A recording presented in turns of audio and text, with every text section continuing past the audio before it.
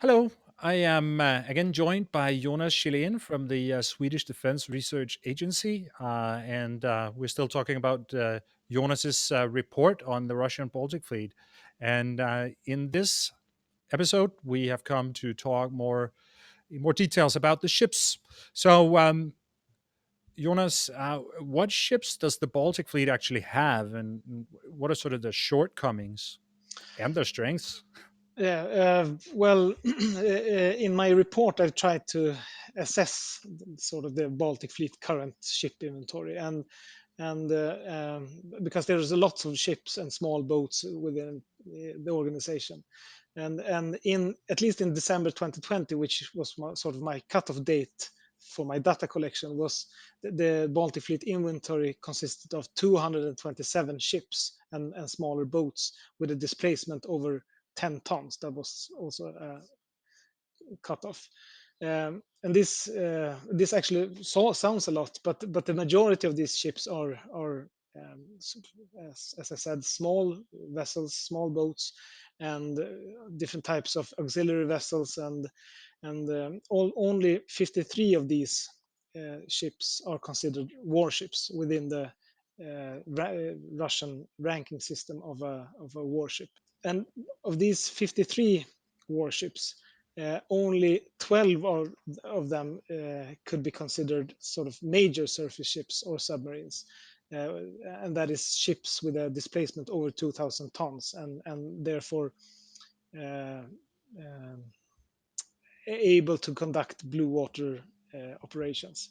So this gives sort of the big frame of what type of how the Baltic Fleet ship inventory looks like.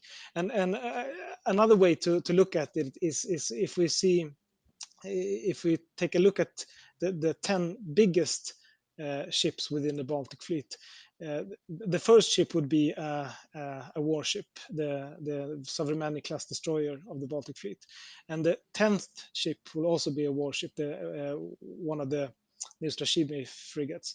But place two down to nine would be different types of special purpose boats or auxiliary ships, training ships, and so on. So this gives a sense of how it looks. The Baltic Fleet also only operates one submarine at the moment, so it's mainly surface ships. Uh, when it comes to shortcomings, one general challenge, at least for the Baltic Fleet, is that uh, the age distribution of the inventory is still very uneven, and this is because of a gap of almost 2 decades. During which there were almost no new ships commissioned for the Baltic Fleet. This started sort of mid 90s. So there's a lots of ships commissioned in that's still active in the Baltic Fleet inventory that was commissioned in the 70s, 80s, and early 90s, and then almost none for 2 decades, and then the last 5-10 years, deliveries have started to ramp up again, and this provides challenges for the ship repair yards, and also many of the ships in the that was commissioned in the 70s, 80s, and 90s will sort of be have to be scrapped or taken out of service at the same time, and that's a challenge for them, of course. Then they have lots of strengths and challenges on the minor scales as well, of course.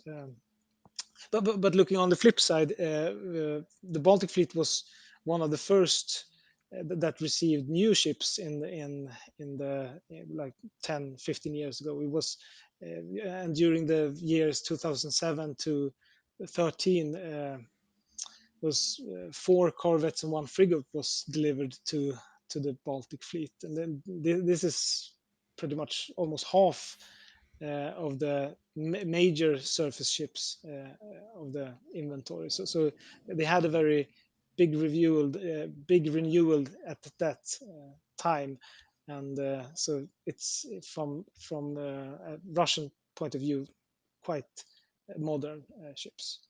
Hmm. Uh, and when it comes to the future, we know that they will continue to procure additional small missile ships, and also start to deliver new submarines. So that's going to be interesting. Mm, yeah. What, two things that we often talk about in the West that I wanted to ask you about is one is the risk of Russian mine laying and the could they lay mines in the Baltic Sea, and how dangerous would this be, and so forth. And the other one is the danger of amphibious operations, that they could do landing operations and do sort of attacks that way. So I wanted to ask you, what are the capabilities in the Baltic Fleet for mine laying and for amphibious operations?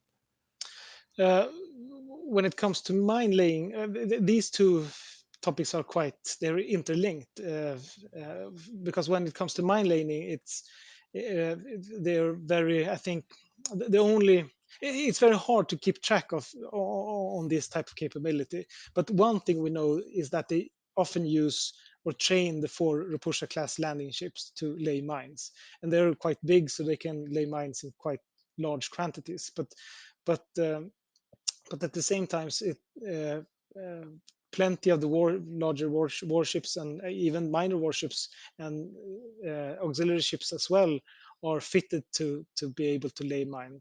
So this is probably a very big thing um, of their sort of tactics operating in the Baltic Sea. But as I said, it's very hard to keep track of. And when it comes to the other side of mine warfare, they have plenty of minesweepers, or plenty. They have about 20% of this.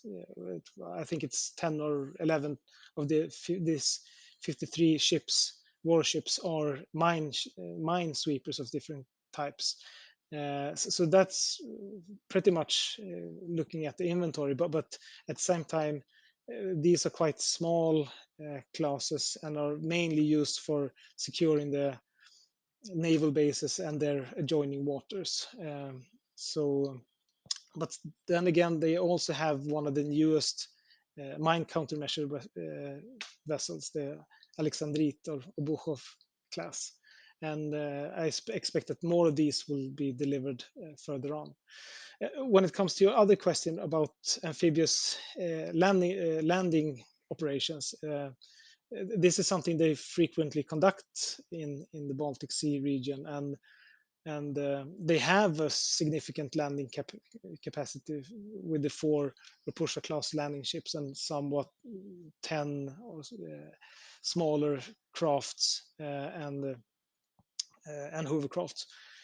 So this is an important capability in itself, but I also think they use these types of exercises as a way to to to train a bigger picture, sort of, because when you conduct a landing exercise, amphibious exercise, you have lots of different types of capabilities that has to be coordinated and trained, including mine sweeping, and often you also see airborne part of the operation, and the coordination with from the ship component and then ground force, or the landing component. So it's a high complexity exercise. So it's used a bit to train a broad spectrum. So what other types of naval operations do we see the Baltic Fleet doing? Well, they have actually the Baltic Fleet is quite a balanced force. They have all types. They have anti-submarine warfare capabilities. They have naval strike capabilities, and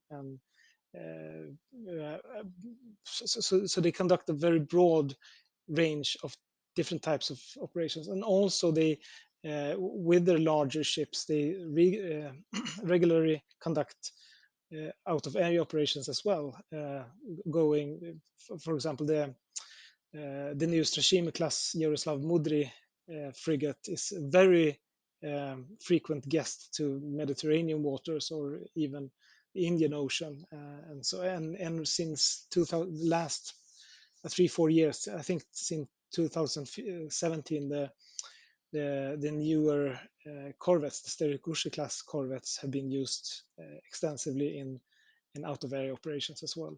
And also, in more often they are used for showing force or flag waving in the North Sea as well.